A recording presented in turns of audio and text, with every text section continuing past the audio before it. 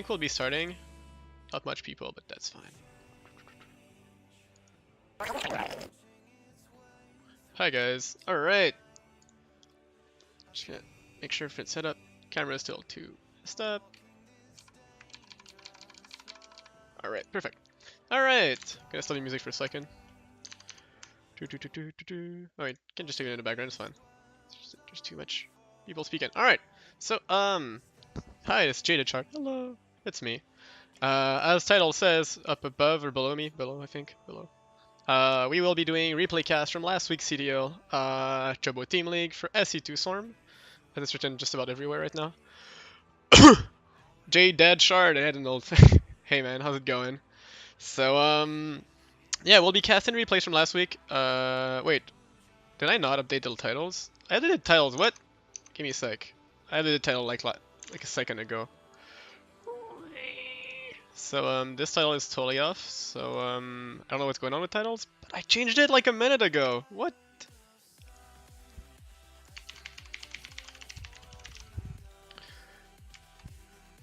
Was I on the wrong account when I updated it? Big rip. It's fine. Alright. So, we will be casting games, as I said, from Week 7, CTL Season 21. Sc2Swarm is Validity Gaming. There's been some rivalry back in the days. Like, it's still pretty live, I feel like. Because we kept playing each other for team leagues and stuff. It's always fun, don't worry about it. No, like, grudges and stuff, don't worry. So, yep, for those who are not too familiar with CTL, Chobo Team League, is a team league, as this name implies, where each teams in a pro league format send 7 players of different sets and different skill levels to face against each other during the week. All matches are played separately and scheduled individually, so they're not played like one after another live during the week. So the results may have been not in the same order as we're going to cast them tonight, because we're going to be casting them from set to set in a way of ranking. So we're going to start off with the lower rankings and then go all the way up. By lower rankings, I mean we start off at gold and then we go all the way up to a master's set. So all kinds of different games we're going to be able to see. And yeah, should be lots of fun. Should be some good games. Hopefully good games. I think I watched 2 of the replays. Maybe 3. I don't watch all that much lately. I sometimes watch when people have specific questions about them, like after they play them, like, oh, I don't know what I should have done there, and I just try to help them. But otherwise, yeah, I normally do not watch them, because in the case we do cast them, then it's still a surprise for me. So, no, don't start another song. Stop the tracks. Stop the music. Stop everything. Stop it all. Because we are going to be jumping into our first game. Alright, so it's going to be our first game of the night. So, we will be starting in New Repugnancy Ladder Edition, which is the name that's been written in the bottom of the screen. And the bottom left of the map, representing Sc2Swarm, it is Crispy Bacon. The way everyone likes their bacon, right? Right? You know him. Who do you know? Who is it? Is this Sisyphus? How's it going? And in the top right of the map, we've got our Protoss player, representing Validity Gaming. It is Metric. Ooh, with the Angry Carbot Zealot. I like him. So, New Repugnancy. I dare say a pretty standard map. I don't think there's many specific stuff. You've got a ramp by your third base, which is super fun sometimes, and then you've got another double ramp leading up to the natural choke. It's a pretty fun one. Already seems pretty standard for our Protoss player. Well, we do have a pool first for as our player for Crispy Bacon. Pool first, not exactly sure what we're going to be seeing here. Is it going to be more aggressive and more defensive? Because sometimes Zerg players have been going for pool first just in a way to make sure they don't die to rushes and stuff. Oh, and this is... Oh. Oh. Probe's like, well, I had one job and then I didn't do it. So I'm gonna do my walk away of shame. But yeah, pool first can be used to either defend early rushes from Protoss. For example, some cannon rushes can be deflected with pool first because you get your lings out early. Sometimes for a rush itself. So we're gonna have to see what Crispy Bacon does with this. On the other side, we have a Gate, Forge, and Core. The whole complement of tier 1, I guess. getting his Zealot already out, seeing this is a pool first and not a Atri first. Sadly, they're not getting the block for Metric, but that's not too big of a deal. It could have been big, but by itself, it's not too big of a bother. And the Nexus is going to be a bit late with this, getting the Forge beforehand. But gonna have the ability to put cannon downs, maybe if he wants to try to do cannon rush or something of some sort. But with the Lings already out on the probe, I don't think this can happen. And probe's gonna die. Wait a second. This is a Roach Warren. Did the probe see it? It did not. Sad face. So yeah, at this point it seems like it is gonna be an early aggressive rush. Seeing the Roach Warren before there's any drones by the natural base is pretty much a big tail. Still mining gas. Not exactly sure. We're seeing two Overlords. We're seeing Ling Speed finishing up, as well as the Roach Warren. Two Lings are making sure there's no cheeky probe coming around for the scout. While on the other side, we are getting the Zealots already out. We're getting the Depth out, and we're getting a cannon out. So this might be good for defense. Getting a photon cannon in the wall, and a pretty strong wall right now. There's no pylon or no shield batteries in the wall, so this is not like a vulnerable, like super vulnerable spot in there. But the Zealot is the only weak point in there. With the cannon, though, adding a lot of damage, but we've got 8 roaches in the way. Uh-oh. That's a lot of roaches. I'm not sure if he's going to be ready for this. Is he dropping any more tech behind us? He's going to drop this another pylon. He's got 2 pylons in the wall, but there's no actual tech. There's no robo, there's no Stargate. Did he cancel the Adept? He canceled the Adept for Stalker. This delays the unit building time, and I'm not sure what's going to happen. The Lings are coming across, the Roaches, the Ravagers already morphing across. Gonna rally all the way up by the third base of his opponent. Gonna regroup his units, it seems like. Some Lings already pulling up on the other side too. And Crispy Bacon looking for an all-in. He's not even droning up, he's there for the killing blow. He's not wanting to mess around. This is not gonna be a long game if this goes his way. There's a sentry on the way, almost finished, but there's still a robotics facility in the main base, all not finished yet. We're gonna have the Roaches starting to attack the cannon right now. Sentry, Zealot, Stalker, not that much DPS. Cannon goes down. There's only a few gateway units. The Zerglings are gonna rush in, surround everything. Stalker gonna go down. Zealot's dying, and there's no more units. GG's called out, and it's a good job, in fact, called out. That was not a GG. That was a good job. Oh, did you just...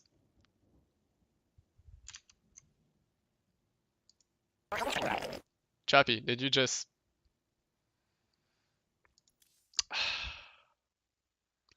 GG's called. Crispy Bacon taking game number 1 for Sc2Swarm. As was said in chat, a pretty good execution for set 1. Just a reminder, set 1 is the gold set.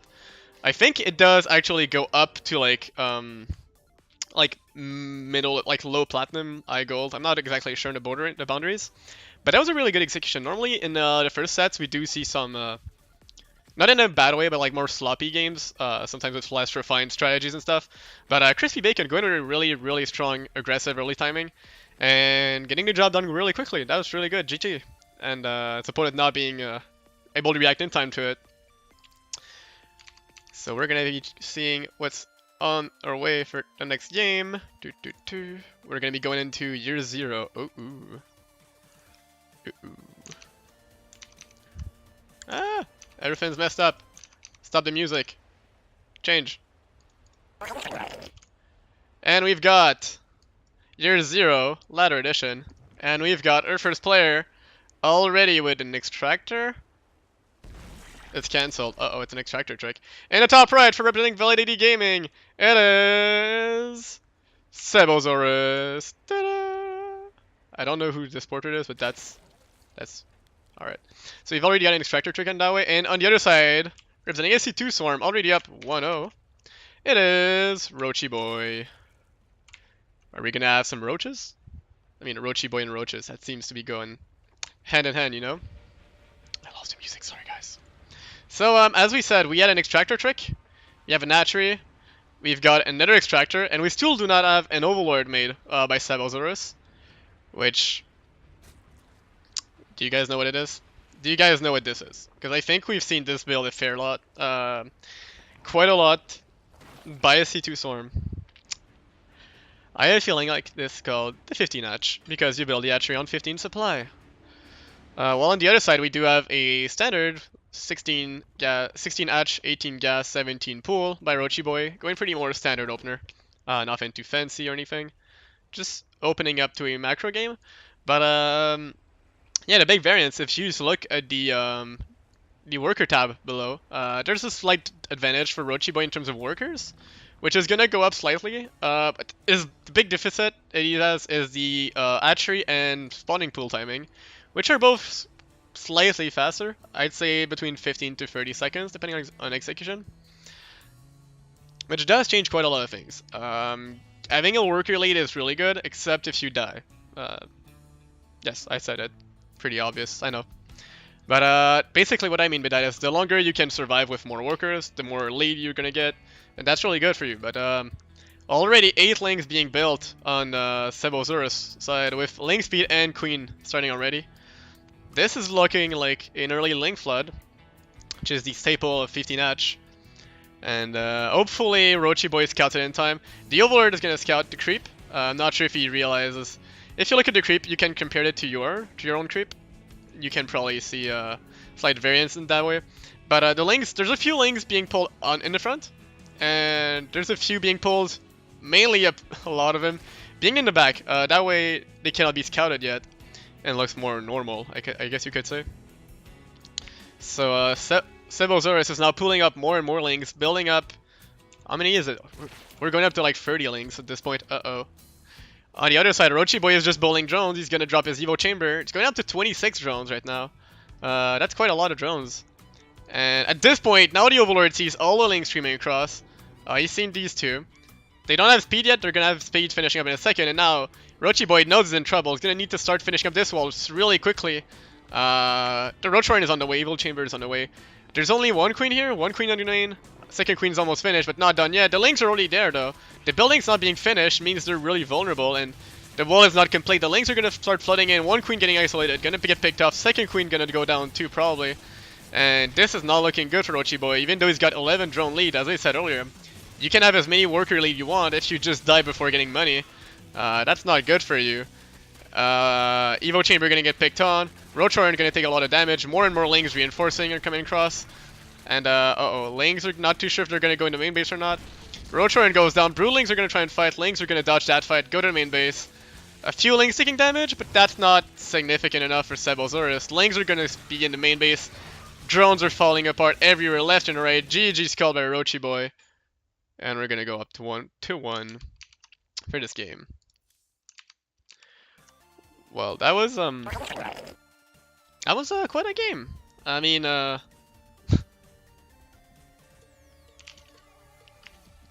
So yeah, that was pretty much an interesting game right there. Sebozaurus using the Sc2Swarm staple build against Sc2Swarm itself. Not something we see often, but something that was quite interesting to see nonetheless. Pretty much a good execution on this one too. And yeah.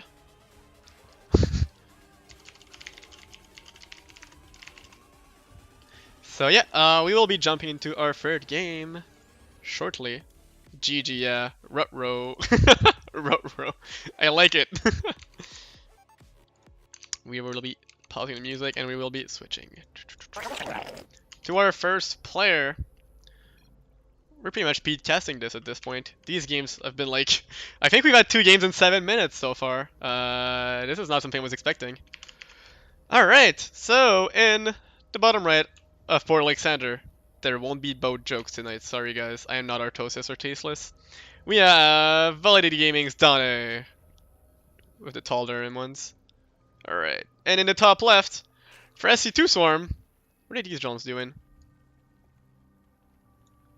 I think there's been an extractor trick, guys. It's Aldrich Trainer! Go in for a 15 notch.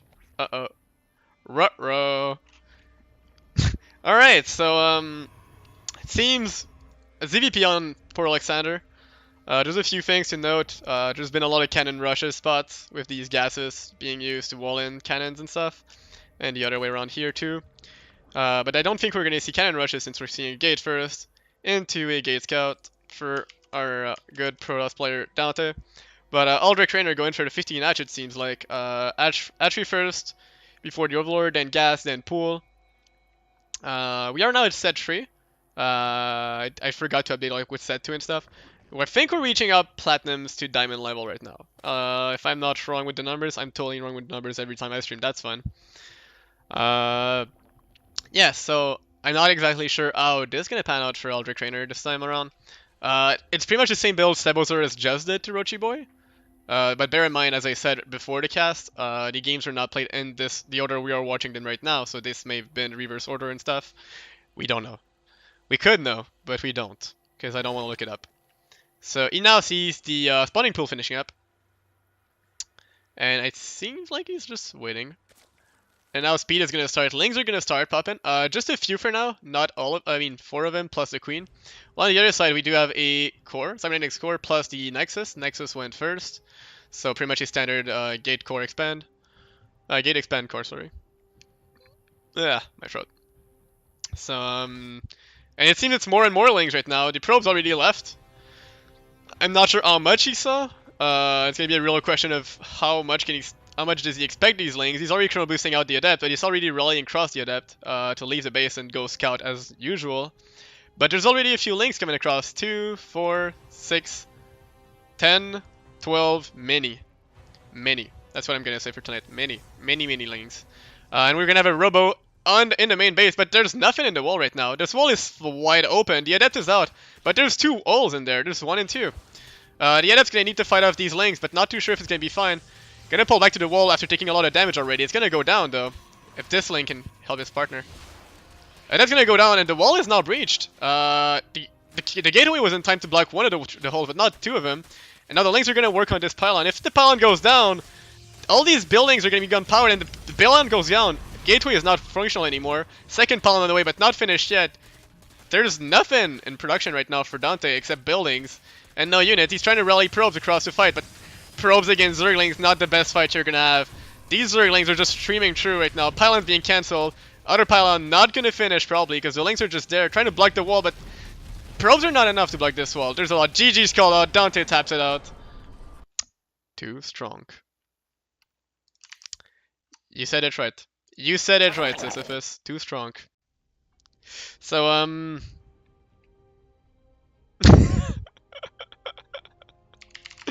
some people in life are just really funny. So, so far 15 matches has been 2-0 in 2 different matchups for 2 different teams by 2 different players. Yeah, pretty much an interesting start so far. And Sc2Swarm taking the 2-1 lead over Validity Gaming so far. It's going to be a question of how does it go from there. Well, we go on to set number 4, which is, as you can probably see, on Cyber Forest. But can you see the rest of the screen? I don't know, it's too small yet. We have some technical issues where the game just crashed. Let's bring back some music while I restart the game.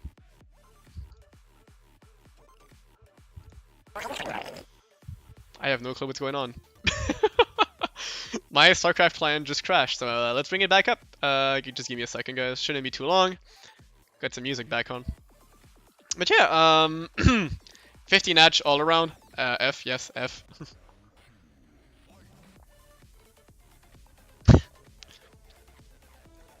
Alright. We're back already. The power of the SSD. Oh wait, what? Alright, there we go. Back at the same place we left. Stop the music. Cut it! Alright. Change it! It's almost like a voice activation OBS, but it's not. You know, I stream stuff, my computer does it at the same time, but there's like a third party factor, which is like me clicking on stuff. So it's really cool for that. Anyways! Let's cut the random nonsense talk that I keep doing every single time. And introduce our players in the top test, blah blah blah. Nonsense not finished. Top left of Cyber Forest, that edition. We are super zoomed out. It is Validity Gaming Simon, and I can zoom in back. Woo! Simon with the good old the Phoenix from Validity Gaming. Before it used to be a Rhino. I love the Rhino. Bring the Rhino back, please, Orion, if you hear me. And in the bottom right, representing Sc2Swarm, it is Smorange. Alright, I love this name. If you're in chat, Smorange, this name is great. If you're in the VOD, your name is still great. So, both the players, ZVZ again. We've already had ZVZ earlier, right? We did. Yeah, we had a 15 hatch. Gonna go off. We have a hatch gas pool for Smorange, and we have a hatch pool on Simmons' side. Hatch pool is kind of an interesting one. Skipping the gas early on will allow you to get more drones, more mineral for lings and queens, sure. But you will be delaying your ling speed, you will be delaying your additional tech choices, like for example Baneling Nest or Roachhorn. Also this oh, okay, this is... Okay, I'm not sure if there's any other people like OCD triggered as me, but whenever he builds a drone, it needs to go all around, because the pool is blocking it. And this is just, oh my lord. Make it stop! So, on the other side, we do have Swarm Juton mining gas, getting second base, everything's super standard. And you got the Overlords. Overlords are set across to scout natural base, go back through the pillar and through the third base. On this side, it's just gonna chill out there. Nothing too special so far. Except that there's no gas on Simmons. I mean, gas is there, but quite later on Simmons' side. And he's building a bit more lings than his opponent. So far, though, nothing too special or out of the ordinary. I mean, 2 to 6 lings, pretty much the standard you're going to see, and then sometimes people are going to be just playing defensive and add more lings as they go, because you have the defender's advantage, you can see your opponent's drawing lings across, and you're still fine. Smorange is going to start researching speed, it's going to move his 2 lings across, probably to try and get a scout now that his overlords are back, while Simmons' overlord is sitting by the natural base. Simmons also dropping down a safety spine crawler. Oh, these lings, what are...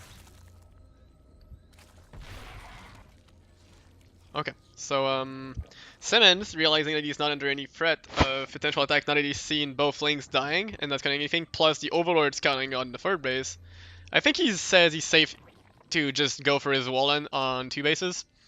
It seems like it's the 2-base roach wall, nothing too special. While on the other side, we're going to have a Baneling Nest thrown down by Smora and Juton after the third base, so slightly more drones, slightly more production, and Lingbane with speed for the mid game. However, Simon with the wall in already is going to be pretty safe and impervious to these kind of Lingbane attacks, unless there's really a big number disadvantage. But gonna see the map control to his opponent, at least for the beginning of the game, because he's gonna have slow Zerglings and potentially slow Roaches against Zerglings. You don't want to really move out with this. You pretty much want to stay home and just chill. So we're gonna have the Queens, we're gonna have a lair already. +1 attack is on the way. So this is pretty much the 2-base wall in you see on 2-base Roach wall, excuse me. Where people are just going to try and get a small pack of Roaches, try and get some damage done, and then transition to a third base on the back of it. Well, Smorange Juton is just going up to a slight, oh, I was going to say slight drone lead, now he's going up to 10 more drones. Dropping his gases, dropping his Roach Horn, +1 attacks on the way. I think he's sitting in a really good position right now. He's slightly behind on the +1 attack. +1 Carapace has started. Not a big deal in Roach vs. Roach fight until you get +2/+1. But yeah, the only big differences I see right now is the +1 started about 30 seconds earlier for Simon. But Smorange Juton has now got like a pretty good economy, and he's gotten the extra attribute for production. Ooh, he's gonna pick off this Overlord. No, what? Queen, what are you doing? What is the Queen doing? So, Simon is gonna go up to 33 workers. Gonna slightly oversaturate his minerals, but that's not too big of a deal. And gonna get his upgrades and gonna work on Overlords and probably Roaches afterwards to try and get a push. Both are starting Roach speed at about the same time. Ling speed was cancelled by Smorange Juton. That's a good call, knowing they're both gonna go into Roaches. Lings are not gonna be too relevant in the mid game. These lings, their only job is to like make sure there's no third or cancel it if it's on the way. While the real punch is going to be from the Roaches. About 10 Roaches on each side are going to be built for the mid game. But as we said, Smorange Juton's got the archery lead, which allows him to get more larvae. And he's also got more workers right now mining, which is pretty good for him.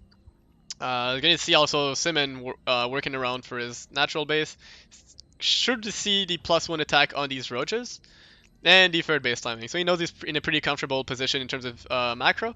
All he needs to do is make sure he doesn't take much damage from this initial +1 speed Roach timing. But he's gonna have his +1 and his Roach speed finishing up at the same time as his opponent. And pretty much gonna have as many Roaches if not more right now. He's still in a comfortable supply lead in terms of workers, and about equal in terms of the army. But now he canceled the third base. This is a pretty big deal to Simon, who needs to deal damage right now, because if he doesn't deal any damage in the coming minutes, it's not going to be good for him. And now these Roaches fight. I'm not sure this is a good fight. Simmons got the +1 Carapace upgrade, but he's got the defender's advantage working against him. Swarm is going to be able to reinforce Roaches way faster. And there's a Lost Queen in the middle of the map blocking these Roaches. A few Roaches dying for nothing due to that Queen. And Swarm taking a pretty significant lead right now with the third base already up, and the Roaches number being pretty comfortable for him. All he needs to do is make sure the upgrades are on par. Yes, there we go. Still about the same difference in terms of the attack upgrade timing. That's been slightly delayed, but not significantly. And gonna get his +1 Carapace too. But now you can see he's reinforcing way more than his opponent. He's getting more and more minerals. Simmons gonna need to find a solution to come back this game. His third base is still not finished. He's still not able to mine from it, so he's about 8 to 10 workers behind all the time and not mining. Trying to split up the Roaches on Smoranjutan's side, but most of these Roaches were not fighting it initially, and this is going to be not a really good trade for him. He's got a lot of Roaches working against him. Most of his Roaches are still streaming across the map, and he's going to lose all of these Roaches. Maybe not all of them, but quite a lot of them. This is a really not efficient engage for him. These Roaches are just taking a lot of damage. Oh my god. Is Simon going to be able to actually come back from this? Because he was trying to split up to get a concave, which was a good idea, but he was doing it way too close to his opponents, and the Roaches were already starting to shoot before he could get his own concave. And now Simmons' Roaches are just streaming across, picking up units as they come. He needs more larvae right now. He needs more Roaches coming across. Probably even like Spine Crawler, something to stop this Roach attack, because right now he's trying to reinforce, but he's got so little numbers. Roaches are really too far across and are just walking by and not fighting. This, oh no. The Roach count seems too high. Pulling up the drones for the fight. But there's no more drones. There's no more Roaches to come and complement these drones body blocking. Another set of drones, but this seems disorganized and like, oh no, this is not looking good. About 20 drones going down. The Queens are going down by the third base. Reinforcements are being cut off everywhere. I think Simmons gonna do it. His Roach number just keeps on growing and they're not a lot of dying right now. And the wall is broken by the natural base. The flood is coming in. I think this is not... Oh no. Simmons just keeping on rallying across. Gonna start mining off his third base. And the Roach Run is under fire. GG's called by Smoranjutan. And GG's been taken for Simon. Honestly, I would say it was a good game on both sides. I kind of like how they went for both like the same similar strategy. Smoranjutan getting a good read on his opponent early on, but I think it was just this one decision on the attack at the third base of Simon, where he decided to go for the splits on the Roaches, which ended up costing him a lot in the end, because yeah, these Roaches were just trying to move across, trying to split, but we're not shooting and we're not fighting while he was fighting. So it was pretty rough. But yeah, and with that, it's gonna be 2-2, 2-2. We've got a pretty close game, close series, GG, yeah. And we're gonna be going into set number 5. Oh, I love this map. It's my favorite map. Is it my favorite? I don't know if it's my favorite map, but I like it, even though everyone hates it. Oh, we've got epic music too. Oh my god, this is really great. We've got the good music. All right, we are on Automaton Ladder Edition. And we are going to be introducing our first player representing Sc2Swarm. It is Sappho! Woo! Also known as Paige, because I don't know. Names are different in Discord and StarCraft. For Sc2Swarm. And in the top right, representing Validity Gaming, it is going to be Javier. Woo! Having lots of fun with these kind of transition spinners and stuff. Alright, so we are going to be going into this game number 5. Gonna update the scores real quick. There we go. TVZ finally get a Terran in these games. I think this is our first Terran we've got in these games, in this whole series. Pretty excited as a Terran player. To see what Javier is going to be bringing up to us. We're gonna see a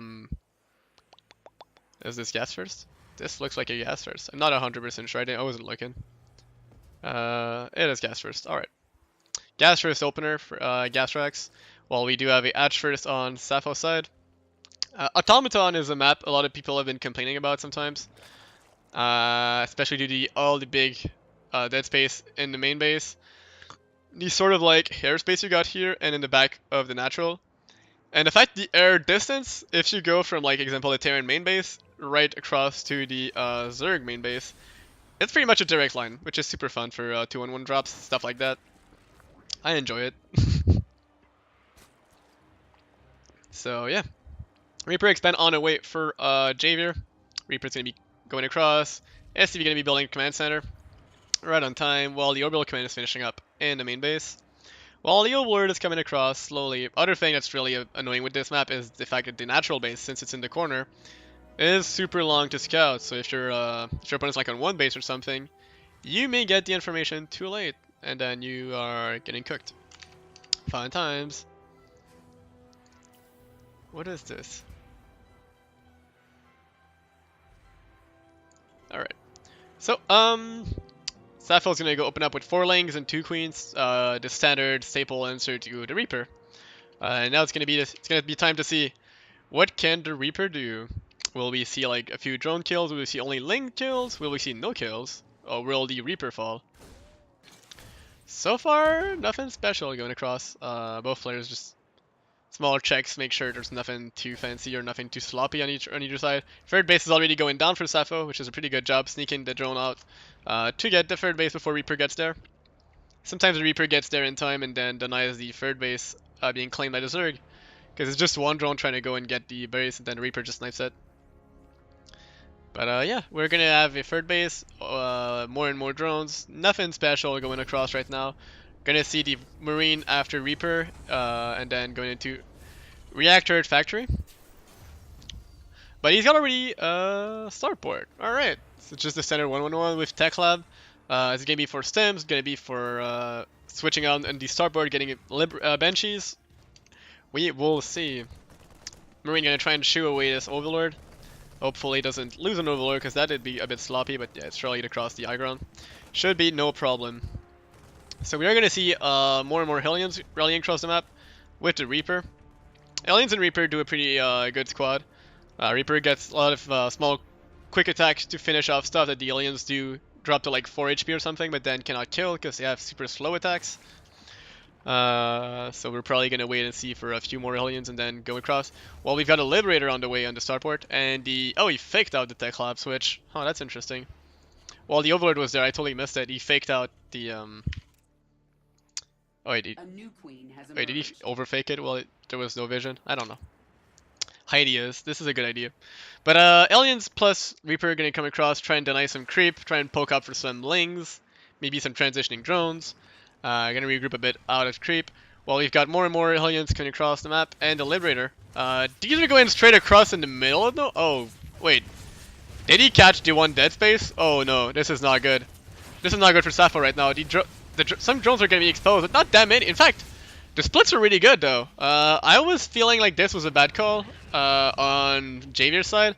Going in right through the creep, you risk yourself being surrounded by aliens and queens and stuff like that. But the timing you went into, the units were streaming across to reinforce like the third base, but they weren't there to actually fight anything. So they weren't fighting, and then you got them few drones with there, and now the Liberator's gonna be coming across. Queen's there. Queen's gonna dodge the Liberator, good job. But now Sappho is gonna need something to defend this Liberator. She cannot leave this Liberator sparked up, but 2 queens are gonna be coming across, gonna kill and destroy this. Everything's going pretty fine, although drone count has been suffering. How many drones were killed? Only 4 drones. Interesting. So I guess it really is just production being a slightly on the slow side while defending the Alien and Liberator. But now the drone production is going to kick up back. We're going to have 7 drones on the way. And on the other side, we're getting a third command center. We're going to get double E-bays. And we're also seeing the addition of 2 more barracks to get production. But now the Zerglings almost get in. Oh, that would have been terrible. But now with the wall-in finish, not too big of an issue with the Zergling. Can just repair, send some units behind it. Nothing too special. So we're gonna see a bio-tank transition for Javier. Well, we see a Lingbane Hydra. Lingbane, is it gonna be a Hydra? Hydra or Muta? Lingbane. Lingbane something. Maybe we're gonna see fast Hive Ultralisk, Lingbane Ultra. I don't know.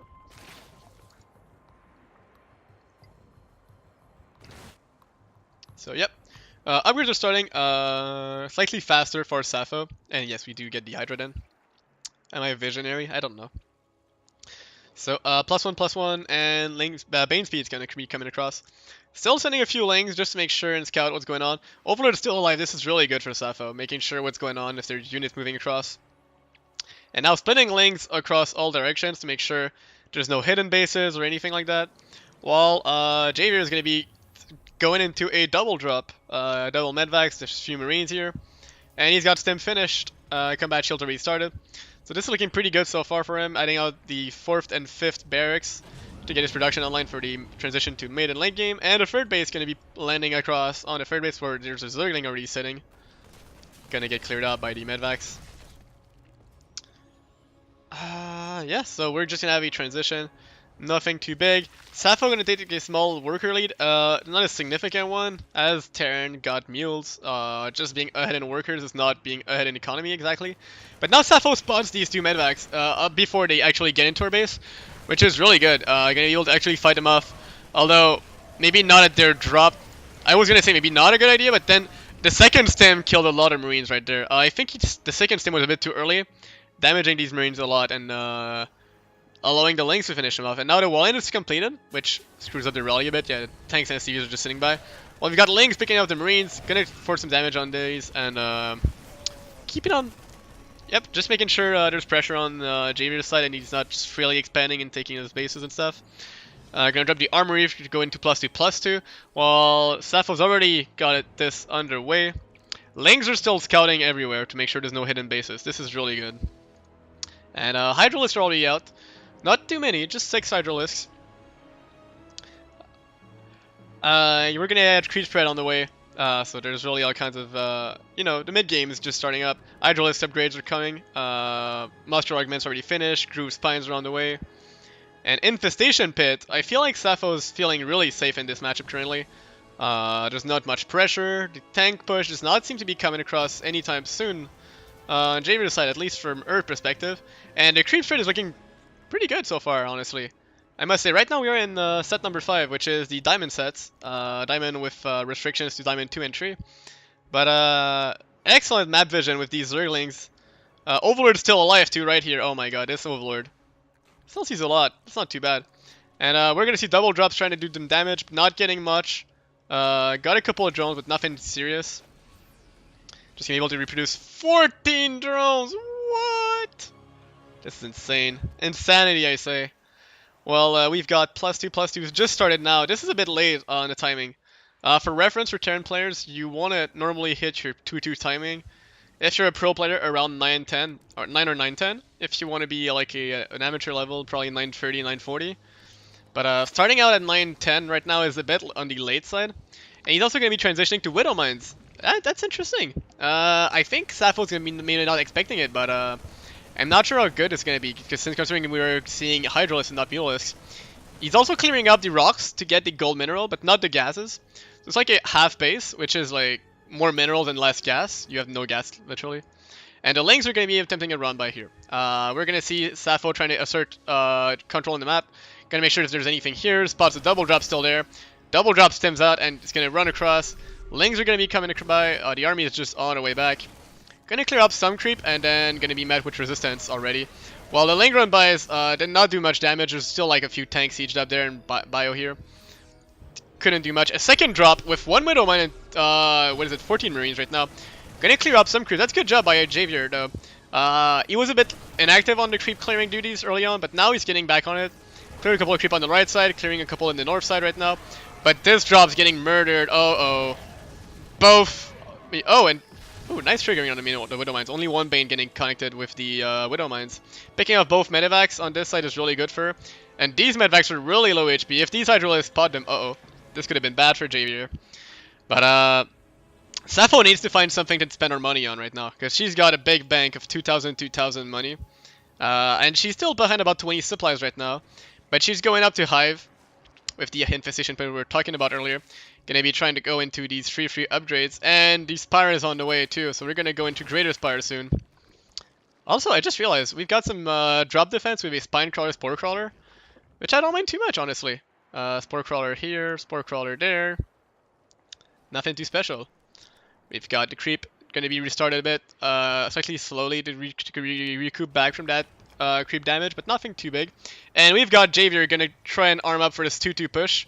As I said, slightly late, but that's a big push, and there's a lot of scary things. If he can get position and actually siege up, there's a lot of Widow Mines, there's a lot of tanks, and there's quite a few bio. There's about 4 tanks and about like 6 to 10 Widow Mines.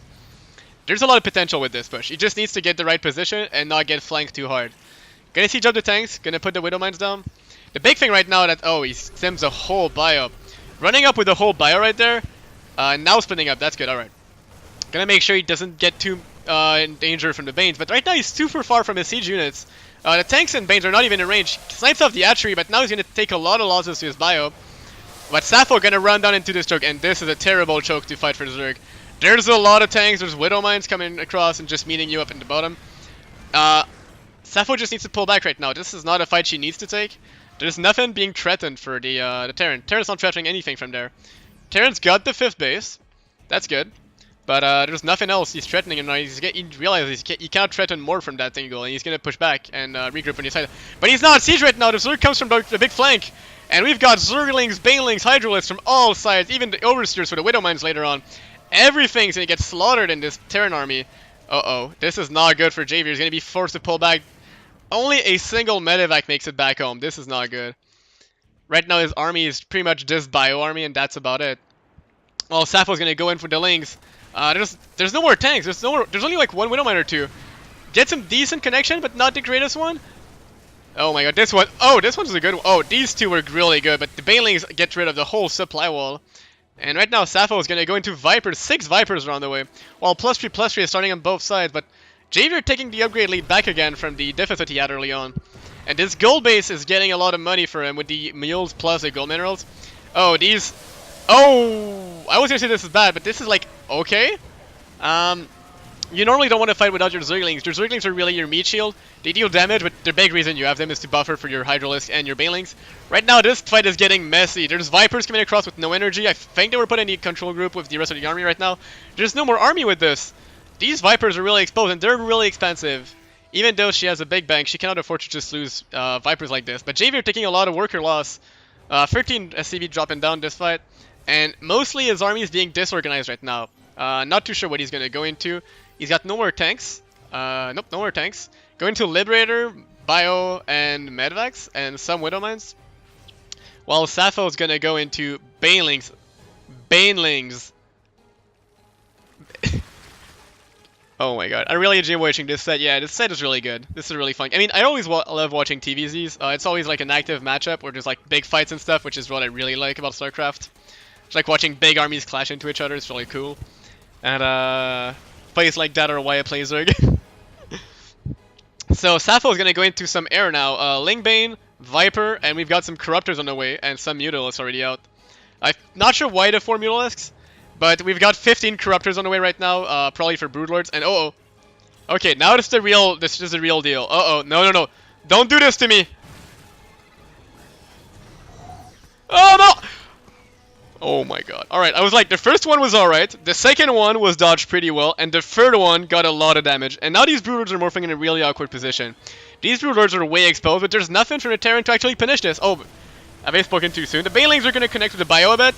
Not exactly the best connections, but pretty decent. Blinding Clowns on the air unit, not working exactly as intended. Oh, Medvac's full just get picked off. We've got a messy fight. Widow Mine's going to recharge and hit the Broodlord. Broodlords are going to be really exposed, but there's not a lot of units to shoot into air, and Broodlords are going to get their damage down right now. Corruptors are also picking off every single Vikings and the Liberators now. This is going pretty well for Sappho right now. She's going to be able to push through, but there's nothing. There's no Overseers. These Widow Mines are going to recharge and are going to hit back. There's Widow Mines everywhere on the Terran side, and oh my god, this is not good. Broodlords dying to Widow Mines. Oh my god, I don't think I've seen this a lot. Now the Bio is going to go back, but this Bio is getting stemmed pretty hard right now. He's going to run out of Medevacs. I mean, he's out of Medevacs. There's like a big flock of Corruptors just making sure there's no more Medevacs. And it's going to be Bio, stemmed Bio against, and Widow Mines against, Alright, this is weird now. Alright, we're going to get 8 more Broodlords, morphing right into your opponent's main base. And we've got the Overseers now. Oh my god, that's why. The Overseers were on the Oversight mode, which makes them not move. So that's why they weren't following for the Widow Mines. And now we've got Banes, we've got Lings, we've got Corruptors, and we've got Broodlords. So Lingbane Brood Corruptor. against Viking Bio. He's trying to transition into range lids, I think, with a fusion core. But I'm not sure if this is going to be on time. The Broodlords are sieging up this base. This command center is gone. And the mineral bank is starting to dry up for JV right now, with this base going down. His third base is dried up already. Main base is pretty sure dry. This bio is just too stemmed, and there's like free medevacs for it, and they're all out of energy. Is Sappho gonna take 2 command centers in a row? Because this could be a deadly blow to Javier. He's gonna get supply blocked with all this supply wall dying. Second command center going down. Supply blocked hard, and now the Widow Mines are trying to transition. Uh-oh. Really good dodges though. Only like I'd say 10 Zerglings dying for 4 Widow Mine shot. That's not too bad. But there's nothing to stop these Broodlords now. This Tim Bio is getting really thin. These Bio are not gonna stand long. Like, the Broodlords are just shooting down and just creating havoc. Demolishing some buildings production. I'm not sure. Maybe he can hold. He's got a good choke here. The Vikings are trying to clear out the air, but I think there's too many Corruptors. The Marines are going to try and go for it, but oh my god, this is the Hail Mary attempt. There's no more economy for Terran, there's no more production. And if you could supply, it does not lie. There's 1-4 already out, but not in the right mode right now, not going to do enough damage. The Broodlords are going to chase it off. Switch guns, dies. And I think this is going to be the end of it. There's no more ground army for Sappho, but the Broodlords, there's like 4 Broodlords and they're just doing the whole job. A few Corruptors picking up whatever gets out of the Starports.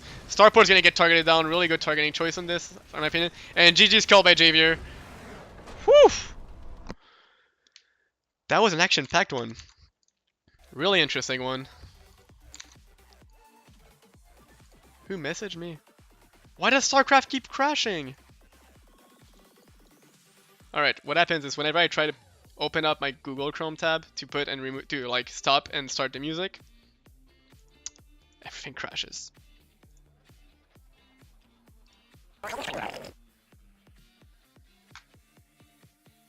I'm not sure what's going on with my computer. I'll need to find it later on. It's probably because I'm encoding too much on the bitrate and then like my RAM dies. I think RAM is my issue because any issues with Google Chrome is literally RAM related 90% of the time. But now my Google Chrome is just frozen. I like the link graphic. You mean like the transition? It's a roach. It's a roach transition. Because when I used to play Zerg, I always did roach builds in all matchups, including ZVT, which was terrible. And Hero Shrugs made it for me. It was like, hey, I like your streams and stuff, so I made you a roach transition thing. Like, oh my god, it's so cool! And there even used to be like a sound thing with it, but I think it got lost when I changed computer. Weird roach builds. I mean, alright, the kind of weird roach builds I used to do was I attempted to do +1 carapace speed roach timing in ZVT. With the belief that +1 carapace would make such a big difference in against bio units that it could warrant the whole game and change everything. I was proven wrong by 26 Terrans on ladder, and only proven right once. It was a really good game though. It was a really good game, but the other 26 were not too great. I'm gonna be honest. Also, everything's fixed now. So I think what I'm gonna do is close this part. I'm gonna need to close this. I'm gonna try and make sure my StarCraft stops crashing, because this is really annoying. Alright, so we are now 3-2 in the set Validity Gaming versus Sc2Swarm. Chobo Team League Season 21, Week 7, Group B, Match 3. I'm just throwing numbers at this point. Oh, and we're gonna... Oh, this is the awkward moment. Alright! It's the awkward moment of set number 6. Do you guys know why it's awkward? I know why it's awkward. Alright. You know why it's awkward? Because I'm casting myself. I never like casting myself, but I always do it because... I don't know. Alright, I'm gonna start off one way, and then you guys in chat, I mean, right now there's Crispy and there's Sisyphus. If there's anyone else, feel free to join in the conversation. Let me know how should I work this around. Should I go first person, third person, go by the name? I don't know. Give me your opinion. In the bottom right, on Carol's Junction Ladder Edition, is the Terran player representing Sc2Swarm. You heard me right, that's not a mistake. It is me. Well, that was anticlimactic. And in the top left of Carol's Junction, as I said earlier, it is Validity Gaming's Justice. Will justice be served today? I don't know. Call yourself Sexy Boy. You know what? I'm gonna Let's tone it down a bit, alright? Let's keep it PG-13, because I don't feel like that's a good call. I like the idea, but I don't think I can keep my serious doing this while casting a game while calling myself Sexy Boy. I don't feel like that's gonna work out.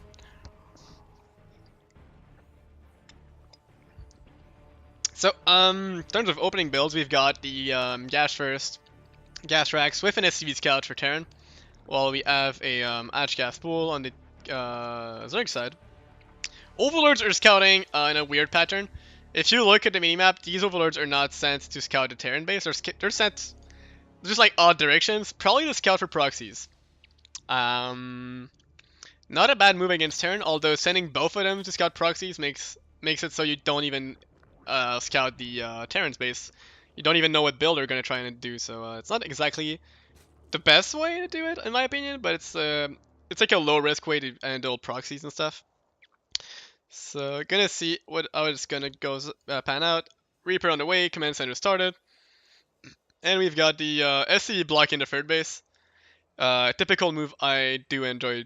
It's super fun because then you can force your opponent into another third base, delay it, just overall be annoying with it. So after the Reaper, we're gonna see a reactor, standard 1-1-1 opener. Probably gonna see a supply depot, then a gas afterwards after the factory, which is already started. And the Reaper's gonna come across the map, gonna try and be extra annoying, especially when paired up with his SCV buddy, to delay this third base. So, Reaper's gonna try and go for a kill, and almost gets the drone. Boxes out with the Lings, and is gonna make it out. Reaper makes it out safely. But this drone, on 2 HP, was pretty clutch with the Sport Trick. And so far, so good. Nothing special going across the map. We're gonna see Reactor Factory. Gonna swap it out right now. I guess since there's been no intervention, I'm just gonna call myself Jaded Shard and just go third person cast. And Justice gonna go for the third base slightly later, but not a big deal. Reaper's gonna be coming across already for Jaded Shard. Probably not seeing a third base this early. Not exactly sure if it's gonna be like a 2 base timing or something like that. It's always not a bad idea to just play it safe and just, pull back the Reaper. Not much damage you're gonna do anyways normally with just 1 Reaper. And, oh, after we start the starport, we are starting the... Let me get closer. I can't get closer, so it's an armory, alright? I tried. So, for Jaded Shard, we do have 2 Marines right now, and we've got a few Hellions getting produced right now. While we have some third base, we've got gas getting taken by Justice, and a bit more drones right now. Gonna get some creeps up in his main base while he's building more queens. Gonna go up to 4 queens. Not a terrible count, but not the highest count I've seen either. And now the Overlord's gonna try and come for scout. Jaded Shard's got 3 Marines and a medevac already boosting across, and it's got 6 Hellions and a Reaper, who are all gonna move across the map. This Overlord spots the medevac though. So this is gonna be a hellbat timing for Jaded Shard. However, not a super all-in or dedicated one, as he's still building SCVs behind it, still building more aliens, and building a Liberator on the back of it, while Justice is building a lair, building 2 more queens. But how much is he? He's only got 4 queens right now there. This push is gonna be quite dangerous right now. There's not much units. There's 12 Zerglings and 4 queens. This is not enough to defend these hellbats. 1 Reaper, 6 hellbats, 3 Marines, and a medevac is more than enough to take out these queens and lings. This third base is pretty much cooked right now. I don't see any way this is gonna be saved by Justice, and gonna be starting off pretty well for Jaded Shard. These lings are just in a terrible world. These lings were born in a world of fire, and now these queens are trying to fight back. But I'm not too sure how this is gonna pan out. Is he got any banelings on the way right now? There's no banelings started right now. It's just Hellions, Elbats versus queens and lings.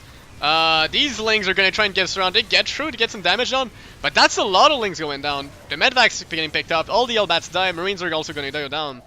In the end, everything dies on both sides. Pretty fair trade, I would say, 38 lings for this push. But the big thing is the third base being killed and delayed into the retaking back. Gonna stop Justice economy in his tracks right now. He's only on 36 drones against 31 SCV, which is not terrible per se, but not exactly great either. There's also a Liberator in the main base. Uh-oh, we missed that one. Liberator gonna stop all these drones from mining for quite some time now. Not the ideal thing for Justice right now. It's gonna try and go for another 2 kills. Liberty's already gotten 2 kills. Not sure, I think these were larvae, but now he's gonna get more drones, and he's gonna probably get a queen. Transfuse down. Transfuse is on point right now, and he's not gonna lose any queens for that. So mostly mining time, and now the Hellions are gonna come across the other side for this base, and morph bat into Hellbats. Is this actually gonna go down again? Cancels Yatri. Okay, Justice is in a world of trouble right now. You can see, the big issue is not that he's losing many units or resources, is that he cannot get his third base up, and he cannot get his production up. He's pulling a lot of money. Jaded Shard's also floating money. But right now, the worker count is turning into the Terran side as an advantage. Lings are on the way. Spire started for Justice. While Jaded Shard's getting his third command center. We're going to have a third command center before the third hatchery, which is not something you want to see as a Zerg player. Double E-Bays. We're going to see double barracks on the way to go up to 311 for Jaded Shard. Scanning to see the creep and clear up some creeps with the Hellions. Also, the other thing, with the third base being late, the creep is also really not in a great position for Justice right now. The Lings are going to try and get a surround of the Hellions, get pretty good surround, but there's not enough Lings to actually follow it up, and there's 2 Banelings. These Banelings are going to try trade for Hellions, not a good idea. Slow Banes off creep, not great to chase Aliens. And Mutalisks are on the way right now. 5 Mutalisks are starting for Justice. I think that this is his call to, like, I need to do something special to get back into the game because I am behind on all metrics right now. He knows he's behind on bases. He knows he's behind on worker. Probably behind on tech too, in terms of linear tech paths. But going for the curveball of the Mutalisk might do some damage to Jaded Shard right now. Going up to 7 Mutas in production, while Jaded Shard is just gearing up for a push. 2 medevacs are going to be going across the map with some Marines. Not many Marines, but some Marines. Mostly to put pressure on his opponent.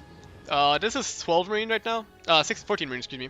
While there's a Ling stopping the command center, but that's not too big of a deal. Just a small annoyance. While we've got the Mutalisk coming across here. 5 Mutalisks probably could have gone for the natural base though. There's no defense here. There's not even Marines or anything. They're gonna come across the third base. Well, Jaded Shard is dropping by the creep where the queens are. Mutalisks are gonna reinforce, and Jaded Shard spots them with the command center now. Gonna pull back the command center, gonna start missile turrets everywhere. Oh my god, he was flooding money and now he's just making them. Marines, oh no, getting all the queens. 2 queens are going on already. Is there gonna be a third one? Third queen going down in a second? Maybe, not. Re-stems, gets the queen. Oh my god, there's Banelings morphing. This is so dangerous. Getting your double drop in front of Banelings. But trades for a lot of Banelings. This is not bad though. That's a lot of Banelings going down. And oh, the last one did a lot of damage. And now the Mutalisks are gonna chase off these medevacs. Splitting off the medevacs to make sure they don't all die to him. But now Jaded Shard's going into 4 production, going into +1/+1 almost finished. +1 vehicle plating for these Tors and tanks. And we've also got more Marines, more turrets. That's a lot of turrets. Ooh. Turrets, turrets, turrets, turrets, turrets! Turrets everywhere! That Jaded Shard is pretty good, man. I've heard good things about him. I've heard good things about him. Right, he's the boss. Oh, can you guys? I already spent it. You guys, you're gonna make me blush. Stop it. Oh my, what the? Lord, what's going on here? Whoa. Whoa, make it stop, please. Whoa, that's a lot of creep tumors. Okay. So, Jaded Shard's gonna try and take back his third base, while Justice now got his third base. No 4th base in sight for Zerg right now, while there's a 4th command center already started for Jaded Shard. +1/+1/+1 finished, while +1 is only just started for Justice. Mutalisks need to find damage, like, really soon. This is a big thing for Justice. It's his only card back in the game. He's 14 workers down. He's got a pretty equal army supply, but it's mostly in these Mutalisks and the Queens. And Queens are not going to get him back into the game because they cannot really push. While Jaded Shard is just producing more Marines, producing more turrets, upgrade, tanks. Probably going to try and gear up for a tank push with Bio. Does he still have enough medevacs? He's still got 4 medevacs and they go up to 6. You don't want too many medevacs this turn. That's the big thing. Too many medevacs, just dead supply at some point because there's too much things healing and none of the things to heal.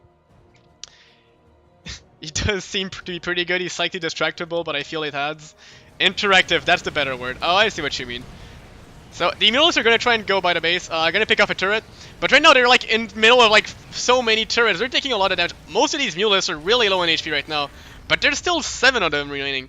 Gonna get some damage. I don't think it's enough damage, but it's still enough damage to warrant the Mutalisks. Only losing a couple of them. I think 2 died. Is it 2? 4 mules in total died this game. That's not too bad. But Jaded Shard with the big push coming out across. There's a fort in Medvac, which has always been like the thing I love the most. It's like a big thing, like a small plane just carrying it across. We've got 4 tanks, we've got Bio, we've got 4s, we've got Medivacs, and Bio's gonna stim across to try and remove this creep tumor. Probably gonna panic a bit when he sees like 20 million creep tumors and cancels the 4th base. Not even cancel, just kills it outright. This is going pretty good for Jaded so far. Justice is out of resources right now, morphing in 30 to 42 Zerglings and 5 Banelings. But the whole creep tumors has been removed on this side of the map. And now Jaded Shard is just trying to get some damage done while he's got his fortified siege position here. All these tanks are covered by the Tor and the Marines. So the Mutas can't really go there, while the Marines are just covered by the tanks. And he's moving across part of the tanks. Gonna try and move across. Oh my god, he's... Oh no. Zerg players high closure. Oh my god, and now the Zerglings are gonna try and do it for the whole surround. There's Banelings on both sides, but is there enough? I don't feel like there's enough. There's still a lot of Marines there. And there's a big upgrade lead. It's 2-2 against 1, +1 only. Jaded Shard's Marines are really more upgraded than Justice Zerglings. And this is going to trade really well. These mules are going to go down really quickly to these +2/+2 Marines. And there's a big wave of reinforcements right now. Jaded Shard's got a lot of money though. He probably needs to add more and more production. But he's got so much more than his opponent right now. He's still ahead in workers. He's got his 4th base floating up into location. And he's getting good position right now. Canceling the 4th base. That wasn't the 5th, that was the 4th base. Holy. And now, Justice trying to take down these rocks to help and prevent a siege on these rocks. But Jaded Shard's going to go on the other side. Going to try and push up for the natural base. Sieging up the tank in advance. Already splitting off some Marines with the Tor to follow up. Going to clear out a lot of creep. Most of the creep is going down already. These mules just disappear when they see the Marines. And now Jaded Shard's going to pick up on the Medivacs. This army, no! Don't go into... These Banelings get some really good connection, but is it going to be enough though? I'm not sure. There's still 2 tanks shooting across. There's a lot of bio that was in the Medivacs that just got unloaded again. I think he's got enough to clear these lanes right now. And he's just reinforcing across the map. +3/+3 started against +2/+2 almost finished for Justice. He's going to still be an upgrade down for a moment. But now Jaded Shard is just moving up, and I think he's confident to just push through the game. There's a lot of bio. There's still a Tor there. Oh, the Banelings get a really good connection. Oh my, this might be enough to turn it up, but I'm not sure with the reinforcements coming up. There's still a tank in the back. There's still a lot of Marauders. There's still a few Marines. 1 Ulysses is going to go down. And Jaded Shard is now on 4 bases too. And this is a lot of bio right here with the upgrades he's got. I think this is too much for Justice. I think he's going to crumble through the pressure. Supply says pretty much I'm right. It's 54 to 140 and GG's call out. Whew. ZVT super fun to cast because then I lose my breath because I talk too quick. Big oof. Man, this Jaded guy is brutally strong, turning this poor Zerg inside out. I mean, it was a good game. I honestly think it could have gone better. My macro transition was a bit off. As we saw a few times in the game, floating over 1,000 mineral. Not the ideal thing, but it still was. The execution was really good. Siege positions were great. And yeah. Do you always cast yourself in the 3rd person? I normally flip a coin and determine whether I go by Jaded Shard, me, or him. Sometimes people suggest other things like Crispy Bacon, like 20 minutes ago, who said, call yourself sexy boy, which I said, no thanks. I can't do that. Good call in the game, yeah. It was a really fun game, though. Honestly, it was a really fun game with Justice. But yeah, with this, I think I forgot to update the score at the beginning of the game. Sc2Swarm is going to go up 4-2, winning this set against Validity Gaming. But we still have a set 7 on the way, because no matter what the scores are, all games get played, because they are played at different time of the week, not one after another, etc, etc, etc. So right now we are going to be jumping into our game number 7, set 7, game 1. Set 7 is the Master slot. I think it's capped at Masters 2. Correct me if I'm wrong, someone in chat. If no one knows, it's fine. We'll just pretend we know things. So it's pretty much the highest ranking we're going to have in CTL. But yeah, our players are also playing a best of 3 on this one. And we have all potentially 3 games on replays that we're going to be looking at today. So yeah, our first player representing Validity Gaming. All these are another clan right now. I'm not sure. I think it's the Australian team they have or whatever. It is Heis. The Protoss player. And in the top right, top left and right are really hard. It is the one and only, you know him guys. It's Blisk. You can also call him Blisk, because he does a lot of Blay-looking builds. It's really fun to watch. Blisk bringing a lot of super interesting games. I really like it. Chappy cheering for it like a traitor. What is this? Chappy traitor. So we're gonna have a ZVP. Last time we had ZVP this series, we had some 15 hatches and stuff, so it was really fun. We've got the infamous probe chasing a drone, and drone's gonna get his hatchery. This is a pull first though. I gotta keep in mind, this is a pull first into expansion for Blisk. And then, okay, what are we seeing here? Okay, guys, who knows Blisk? Who knows Blisk? Because this drone is not there to just piss off the probe. This drone has a mission. But is he gonna do it?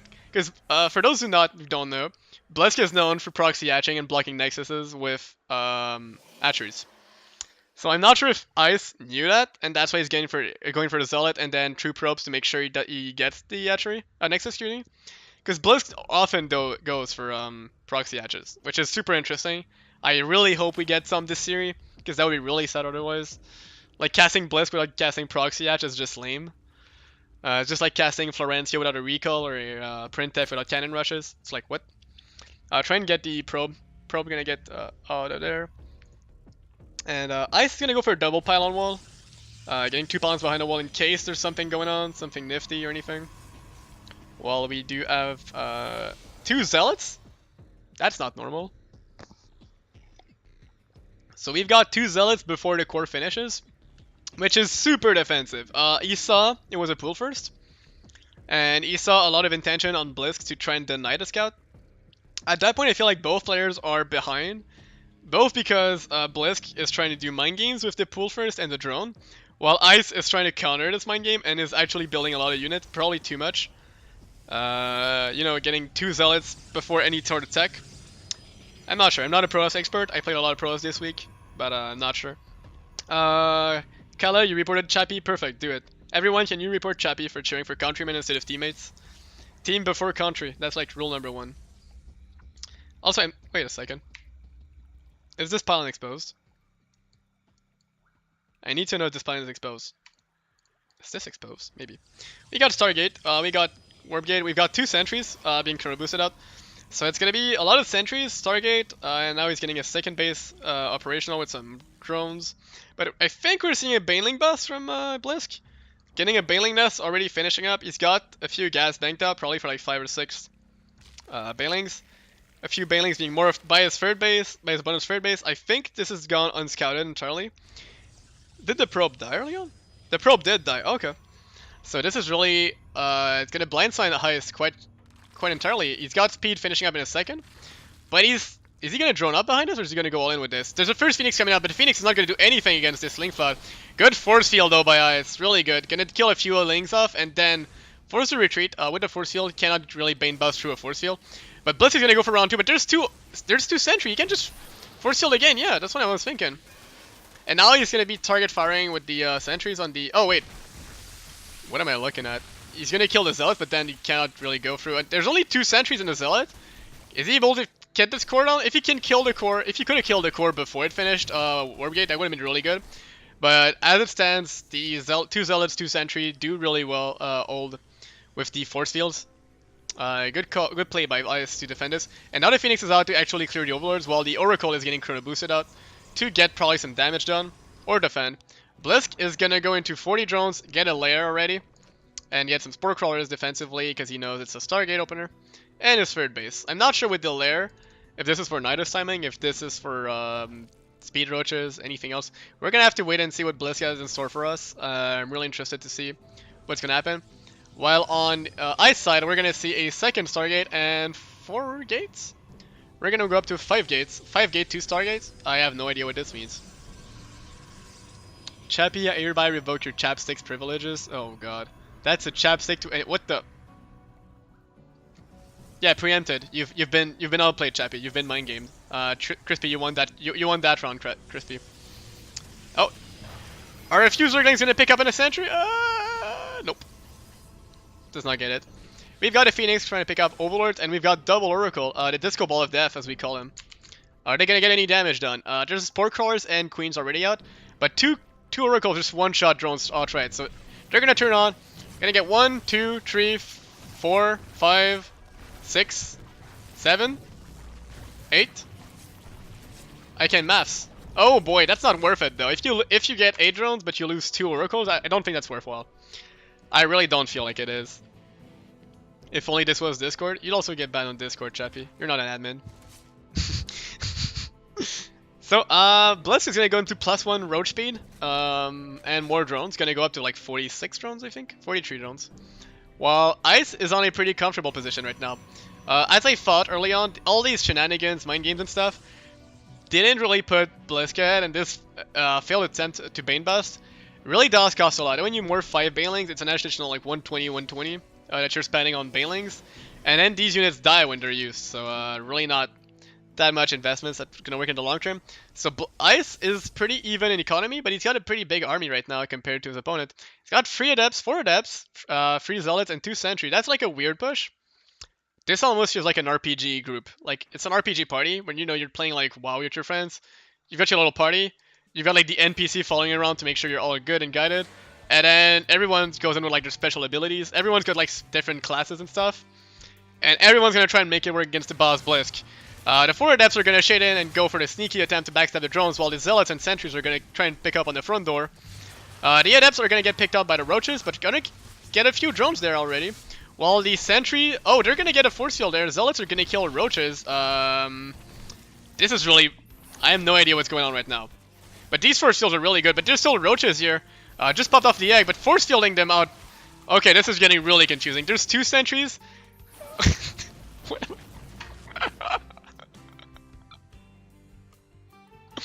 This was a really weird push and a really weird hole to go with it. We saw Ice trying to go for the super technical 2 Sentry, 3 Zealots, 4 Adepts timing with no TC upgrade. There's no charge, there's no glaives, there's nothing. Ends up losing all of these units. How many workers did he get? He got like 9 drones. But now he's lost most of his army. And as you can see from the supply, he's down 20's army supply. But these are Roaches, so it's not too efficient. But there's a stasis ward.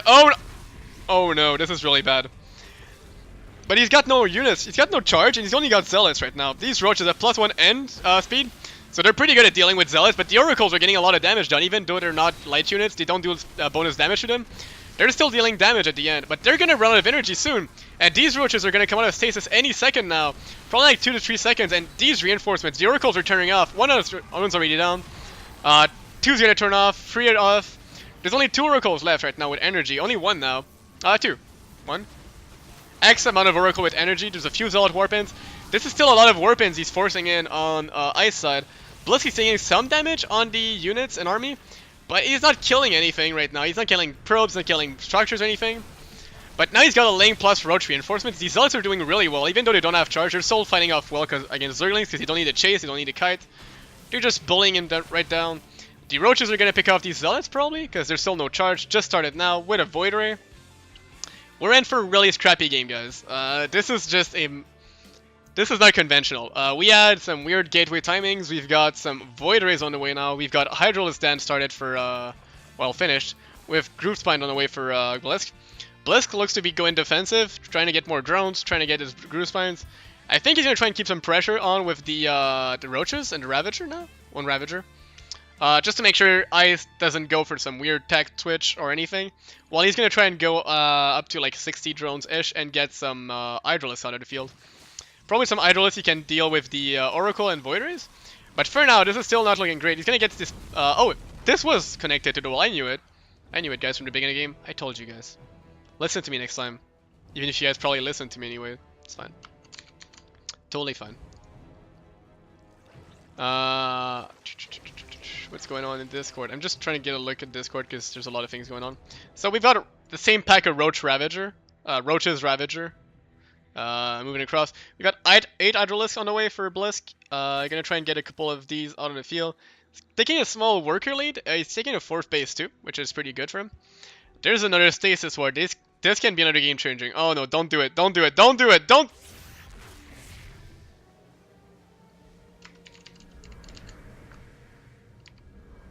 Alright. This is not looking good. There's a lot of flying units. This double Stargate Oracle is really starting to ramp up for Ice. Getting... How many Oracle is this? 9 Oracles and 1 Void Ray? With some Charged Zealots. This is really looking really good for him. But these units are going to come out of stasis and... I mean, if he doesn't turn on the Oracle, I think he loses this fight. He can't really just like take it. So Blitzky's gonna get his Hydralisk out, gonna try and reinforce with his army. That's a lot of Lings right now. So he's gonna go Ling, Roach, Hydra? Question mark? Question mark is the big one. But there's so many Oracles. These Oracles can just turn on their Pulsar Beam and just kill all the Hydralisks. And that's what we're gonna see right there. Oh my god, all the Hydralisks just melting instantly. Roaches are gonna go down the same way. And this is a lot of damage by Ice. Blisk needs to get a solution for these air units. Whether it be like mass Hydralisk, which is still weak to the Zealots, and to an extent to the Oracles. Probably like Corruptors or something. But this is not looking great right now for him. Economies are pretty even. Both players stopped producing workers at this point. But Blisk needs an answer to these units. And he's starting a Bailing Nest. Didn't he have already a Bailing Nest? Okay, we're gonna go up to 2 Bailing Nests. That's the thing that happens when you go for an early rush and you forget you build a tech structure in early game. You build it again and then you realize, oh, I've already got it. So I think he wants Bailings for these Zealots, which is a smart move. Probably gonna go into Ling Bane or Hydra. But already has a Bailing Nest, so doesn't need to build another one. Gonna bait out the charge and get a few Zealots. Not that many. But he's gonna be careful. These Oracles are just too much damage. And the Storms are now done. Oh my god, Storm plus Oracles. Although Ice is gonna be careful not to storm his own Oracles or get too split off. But that's a lot of damage, and I think this is gonna be... Oh my god, it's too much damage for Blisk. Storms are just... Oh my god, wait. Does he got it? Wait a second. There's like roaches on the ground that are just doing damage to the Templars. Archon being morphed down. There was a small run by that got deflected. Blisk is not looking great. Half his army supply is in the eggs right now. It's not on the field, it's just morphing right now. Drones are getting killed. Queens are fighting off Void Rays. Oracle's shooting down an hatchery. I have no idea what's going on right now. There's units everywhere. And we're just seeing a few band of roaches and queens trying to fight off Ling, it's not Ling, blah. Zealots, Archon, Oracles. Oracles are all out of energy though. So most of the army supply for Ice is non-functional right now. But he's got a big wave of Zealots, but he's not too sure he wants to take this. Gonna pull back. He did some damage to Blisk though, which is not a bad call right now. But I'm not sure how players stand right now in terms of who's ahead and who's behind.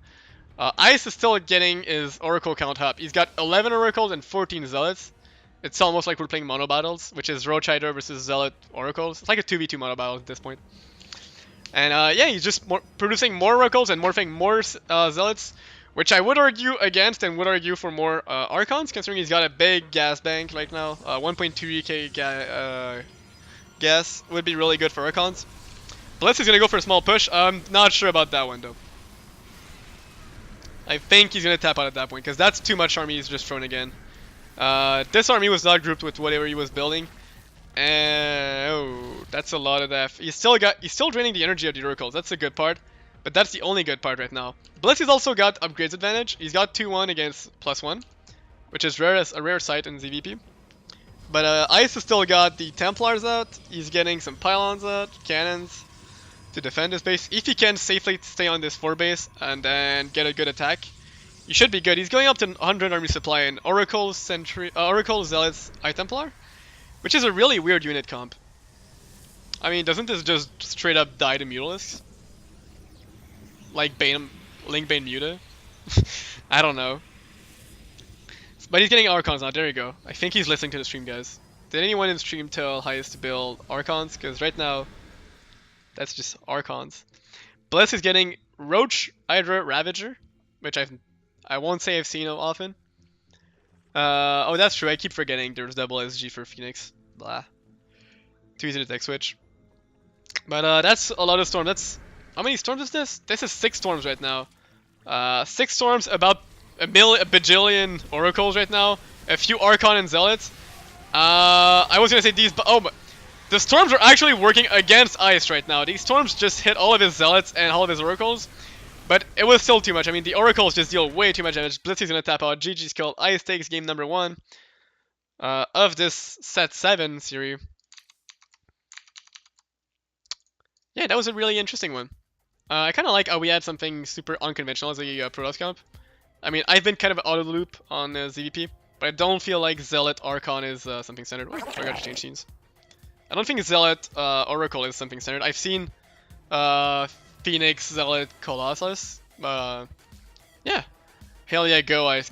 I mean, I think I'm gonna need to time out Chappie. Give me a sec, guys. Can I do warnings?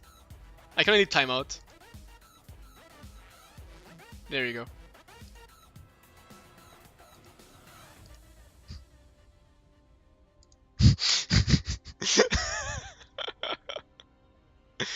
Alright, that's your warning. That's your warning, Chappie. Know your allegiance.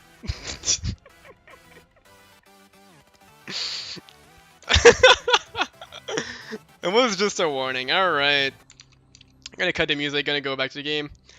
And the bottom right, it is Chappie's favorite. It's your own Chappie this time, alright? It's yours. Do you want to introduce him, Chappie? Introduce him from chat, alright? Do it. Do it. I'm waiting on you, Chappie. Oh. Look at the chat, guys. From Straya! I can't say it anymore because I'm gonna get banned. It's ice! TOS, guys, TOS. I can't say it. I'm Canadian, I'm not Australian, alright? I can't say that word. It's too rude of a word. And in the top left, representing Sc2Swarm, who's also come in from my own country, but now lives in France, because whatever. It is Blisk. Woo! Fun times. Him in Australia left. Australia left is apparently right.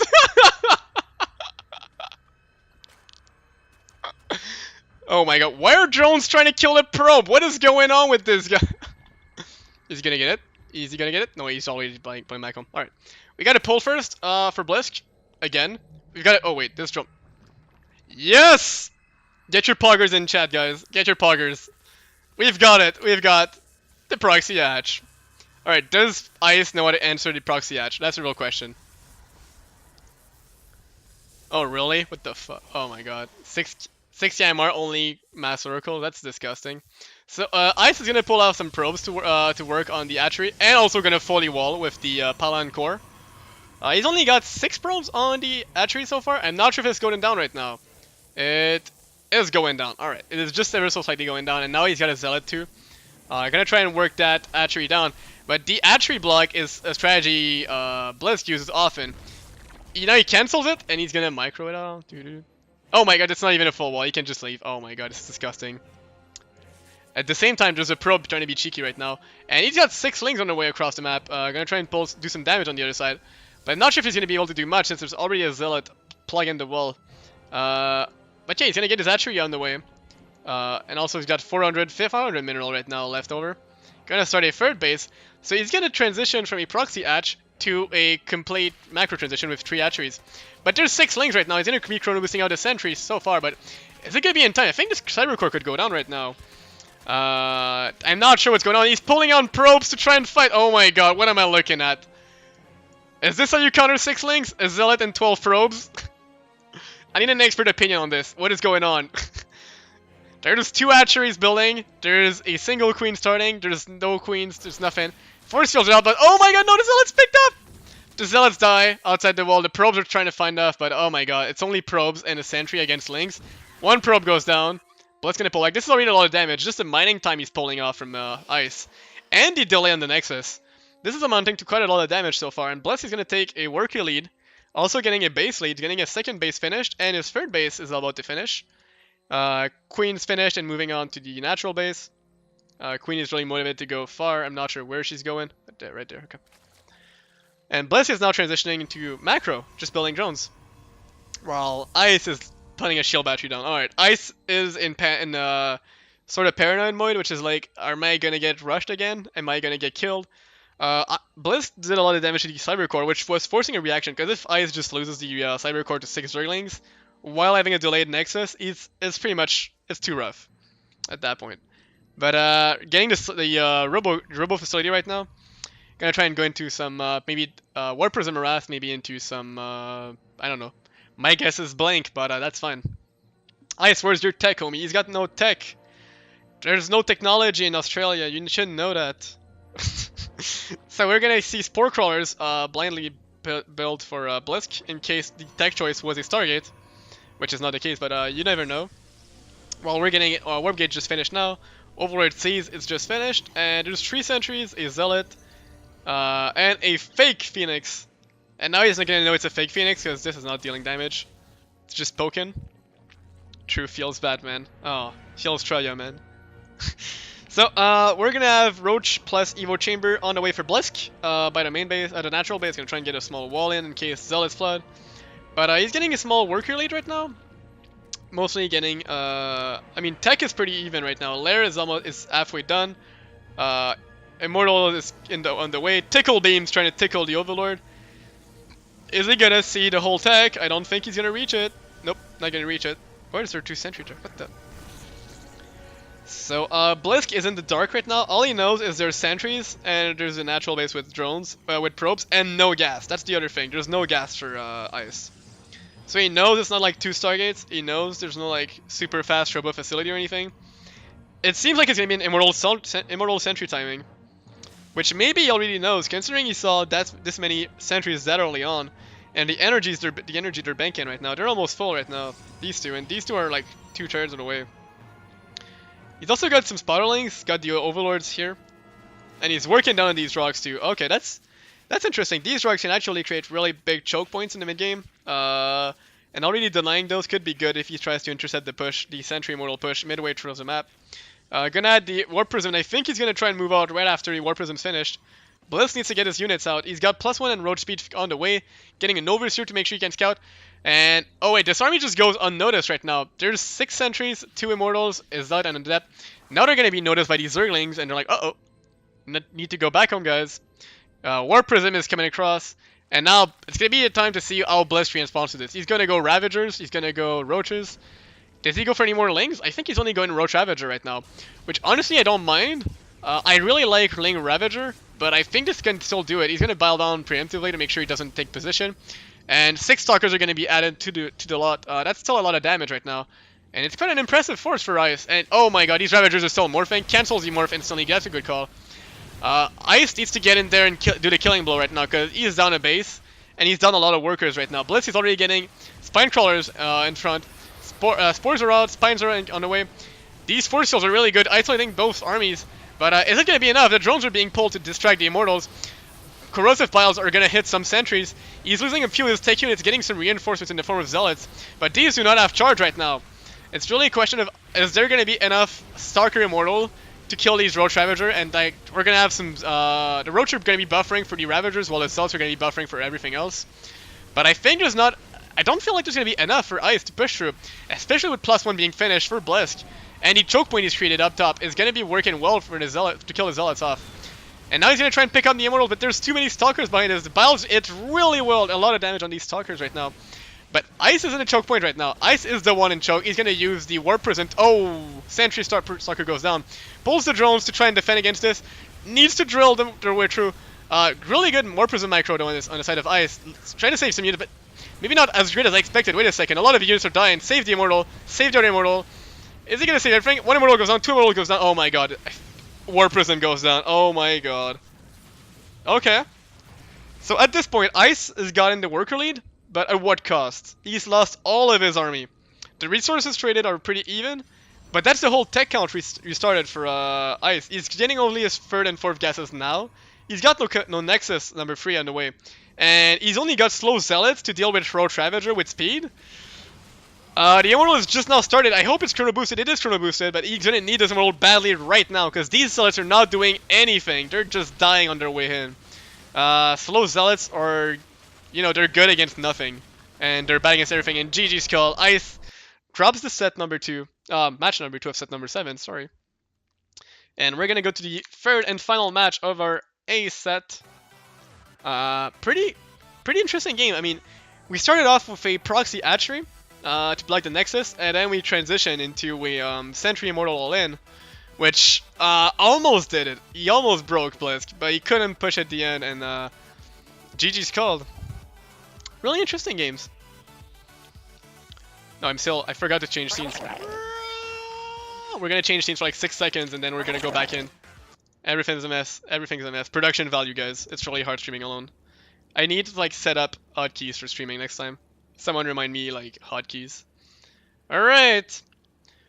And in the bottom left of New Repugnancy, or as Australian would say, in the bottom right, because it's, I mean, it's the top right anyways, because it's upside down anyways, right? It is from Straya, representing Validity Gaming for the ace set. I mean, I'm gonna put the scores for no, what? No, please stop. All right, it is ice. Woo! Straya. Or as he himself would say in the Turbo Team League Discord, cunts. Is what we all are, anyways. You got it, Chappie. You got it. And in the top right, representing Sc2Swarm, it is Blisk. Hoping to get the final win. Ice go in for an early Palom block, not getting it. Blisk knew what was coming and just got his hatchery on time. This is actually a Overlord before? Wait a second, what the So he went Overlord, he went for a 16 hatch, which is pretty standard. But now there's a drone on the way. Is he gonna block it again? Alright guys, is he gonna do it again? That's our word, I dare you. You told me to say it and then you tell me not to say it? Oh my god. Alright.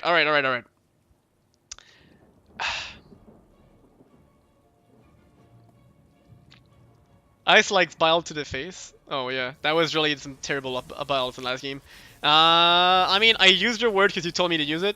And now we've got another hatchery block from Blisk. But now this time he went for a natural hatch, then a hatchery block, and then a spawning pool. So this is like a free hatch before pool, except one of them is on the other side of the map. For those not knowing Blisk, I'm sort of... I mean, the big thing with hatchery blocks is not that it's really good at, like, you know, winning the game by itself. It's mostly to throw your opponents off. And as Blisk has been using these strategies so often in the past, it's really his comfort zone at some point.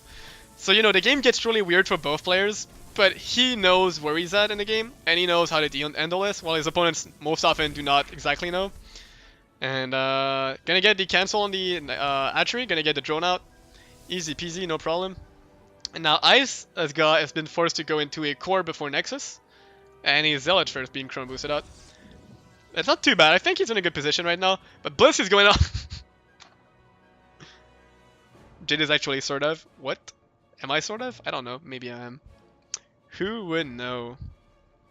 So we've got the hatchery on the way for Blisk. That's his fourth hatchery, technically. I mean, he canceled the one in an ice base and then went for the fourth. The third, not the fourth. What am I saying?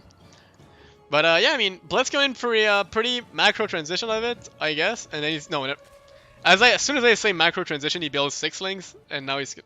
Sorry, guys. I dropped the mouse for a second. And he's going to build some more lings, going to build now some drones. Yeah, he's just going to get a few safety lings and then drones. While the Overlord is going to try and scout, it's going to see the Stargate. That's a really good scout for Blisk. Spotting out the Stargates, making sure he knows what tech he's going against. Going to be able to drop the safety spores in time to make sure he doesn't die to Oracles. Losing 6 drones to 1 Oracle would be terrible. But once you get the first Spore Crawler and decent micro, normally you're pretty good to go on this department.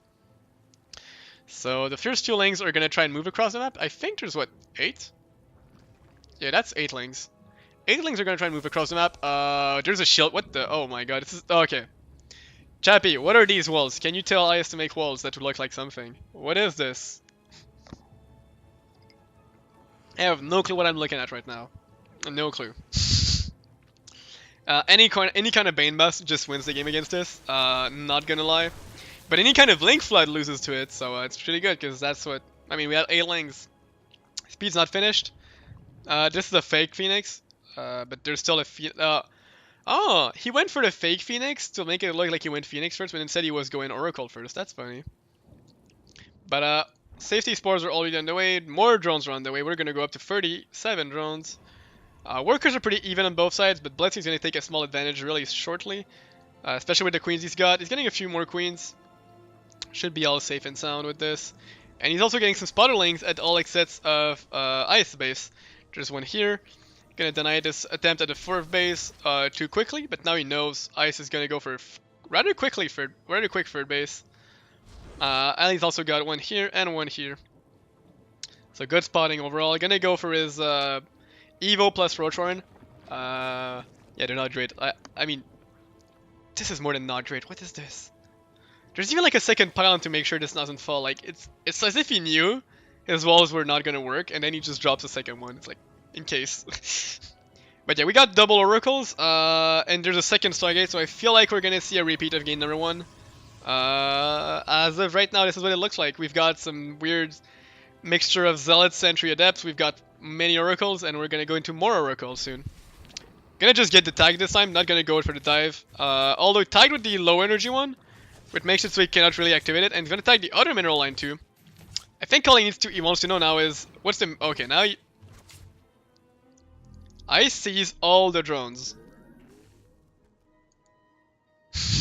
This is really funny to watch. It's like all he knows is that there's drones, but there's drones everywhere. That's all he knows.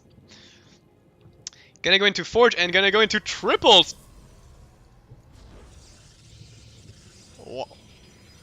Why 3 Stargates if you go for a Forge? This doesn't seem to work for me. I mean, I'm not sure I'm like a Protoss player, but it feels weird. Gonna try and go probably for some, yeah, it seems like some charge slots plus oracles again. I wouldn't be surprised to see it go that way, considering that's what he's been doing in game number 1, and it's been working pretty well for him. Probably gonna try and get a repeat of game number 1. But Blisk stopped droning at 52 and is getting +1 speed roaches. Gonna get quite a few. Now it's gonna get an infestation pit and it's gonna get lings out. I'm not exactly sure what we're gonna be seeing. Is this gonna be like some roach swarmos play? Why would you? Why 2 Phoenix? What?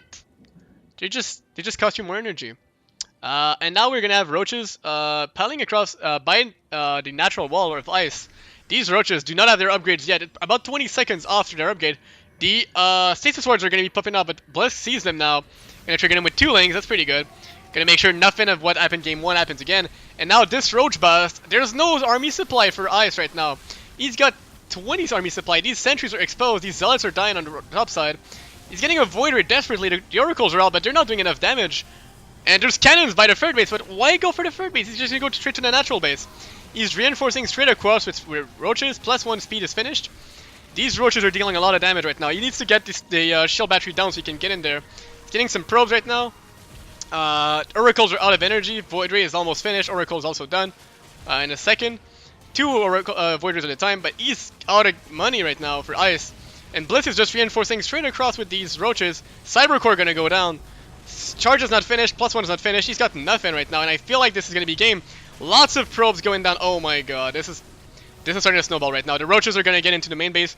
Probably gonna empower these Stargates or get these probes down. Probes are safe here because there's cannons. These gateways are gonna get exposed. These roaches just killing everything everywhere. It's gonna be careful with these, please, because there's a lot of shield battery. Oh my god, these probes are just. Oh my god, all these probes are just dead. This pylon is gonna go down. There's gonna be no more sky production for Protoss. Void Ray gets out just in time, but there's like no units right now for ice, and he's got, what has he got? He's got 2 Void Rays and 4 oracles, but there's like 15 roaches killing all of his base. There's Zerglings streaming across the map. GG will play this call. Whew. Whew. That was an interesting game, honestly. I liked it. We saw really Blisk trying to throw his opponents off in all 3 games mainly. And getting his edge in these games with the proxy hatchery to delay ice game plan, delay the Stargate transitions, and then get a really good roach timing this time. Not falling to the stasis trap as he did in game number 1. The stasis trap did a lot of work in game number 1, delaying the attack. But yeah, with this, Sc2Swarm takes the win 5-2 in terms of set scores for week 7 of Chobo Team League Season 21. And with this win, semi-spoiler, I guess it's not even a spoiler anymore, advances to the playoff in number 2 seed number 2. For Group B, woo, party, get your party hats off. So yeah, we will be seeing more Sc2Swarm soon. Sc2Swarm going to be going into the playoffs. And we're technically already in playoffs. We're in scheduling right now for the first week of playoffs against, I forgot the name. Shit, I'm really good at this. Lost in translation. There you go. Good job, me. So Sc2Swarm gonna face off against Lost in Translations, who finished 3rd in Group A. So we're gonna be seeing this soon.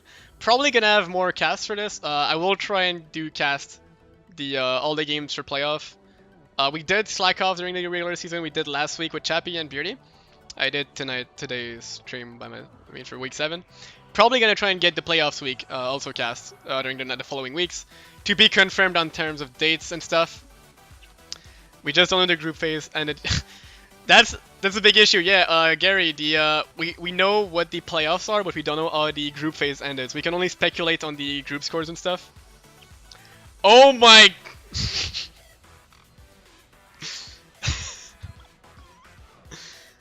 I was gonna answer the previous question Gary asked about the Oracle, and then I just saw LIT, more like losing in the playoffs. Got him. I think this warrants another timeout, but I'm gonna go easy on you, alright? I'm gonna go easy on you. You're on the other side of the war, you're upside down, it's not your fault if you're like this, it's fine. Don't worry about it, Chappie. You don't know what you're saying, it's fine, it's fine. We still like you anyways, don't worry. Just put him back in the dark room in the corner anyways, alright? Chappie is so disrespectful. It's not being disrespectful if you're Australian, alright? That's like, you know, that's like the other thing we had with the word cunt earlier on. If you say it anywhere in the world, like if you say X is a cunt, that's an insult. If you're in Australia, it's just like it's like a greeting at some point. It's really weird the way they use it. I don't know. Australia is really weird. We kind of like you guys anyway, don't worry, but it's just different. It's different mainly. But it's like pretty much, yeah, Gary. But yeah, to your question earlier, the Oracle has the ability to do damage, yes. Oracle has 3 abilities. It has the Stasis Ward ability, which drops the Stasis Ward, which once built becomes the invisible, and then once a unit comes across, it stuns every unit nearby. It also makes them invulnerable. And it also has the Revelation ability, which is like the big thing with like, it tags every unit in the circle, and then you can see them move across for like 30 seconds-ish. And then it's got the Pulsar Beam, which costs energy to activate, and then energy per second once it's activated. And deals massive damage, honestly, especially the light unit. I think it's like 10 damage and 22 again, 10 damage regular and 22 to light units. Every like 0.6 seconds. But you need energy to turn it on, so that's what we saw in a couple of these fights, where the Oracles were fighting for a long time against the Roaches, but then they turned off because they had no more energy. So that's why they're not great enough. They don't reveal the base, because you don't really need to reveal it. Once you just fly across, you get the information. Yeah, but I mean, they fly over because you want to reveal. You don't want to keep the energy for other things. The energy is a finite resource, as I would like to say, in a sense that yes, it is replenishable. You're gonna regen energy in time, but you want to use the Oracle in its set time. And if you give them too much time, you're not getting their full use. Like, if, for example, if you just keep tagging 2 units, for example, you're not using the Pulsar Beams, you're not using the Stasis Wards or anything. So you're just not making the full use of the unit, which costs a lot of gas and mineral for it. So you still really make the best of it. But yeah.